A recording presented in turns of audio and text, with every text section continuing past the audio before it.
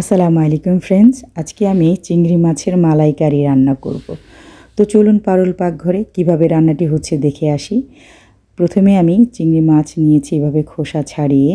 তো এখানে এখন আমি একটু লবণ দিয়ে দিব আর মরিচ আর ধনিয়া দিয়ে দিব।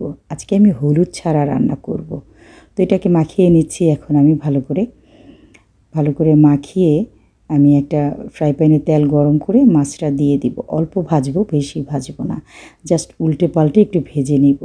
বেশি ভাজলে চিংড়ি মাছ শক্ত হয়ে যাবে, শক্ত হয়ে গেলে খেতে ভালো লাগবে না।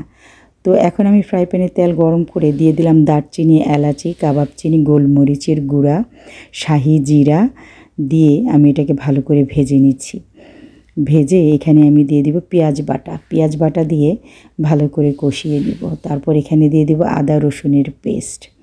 তো এটাকে ভালো করে কষাতে হবে। এখন ধনিয়া দিয়ে দিচ্ছি, ধনিয়া, মরিচ আর আদা রসুনের পেস্ট দিয়ে একটু পানি দিয়ে খুব ভালো করে কষিয়ে নিব। এখানে আমি পানি দিব না, পানির বদলে আমি নারকেলের দুধটা অ্যাড করে দিব। নারকেলের দুধটা দিয়ে আমি এটাকে ভালো করে কষিয়ে নিব। তো দিয়ে দিচ্ছি নারকেলের দুধ দিয়ে আমি ভালো করে কষিয়ে নিচ্ছি। তো কষানো হয়ে গেলে এখানে আমি অ্যাড করে দিলাম বাদাম দিয়ে আমি আরেকটু কষিয়ে নিব। কষানো হয়ে গেলে তো যতটা ভালো করে কষাবো ততটাই কিন্তু খেতে ভালো লাগবে। তো এখন আমি এখানে টমেটো অ্যাড করে দিলাম।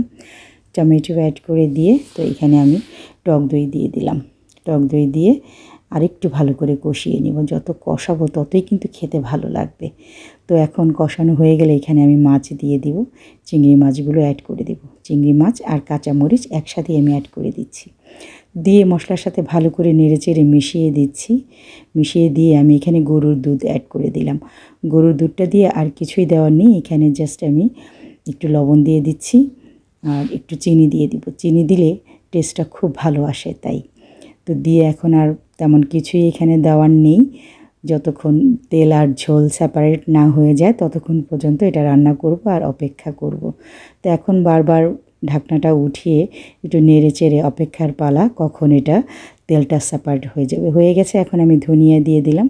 যদি আপনাদের ভালো লাগে এভাবে রান্নাটি করে নেবেন। ভালো লাগলে লাইক কমেন্ট করে আমার সাথে থাকবেন।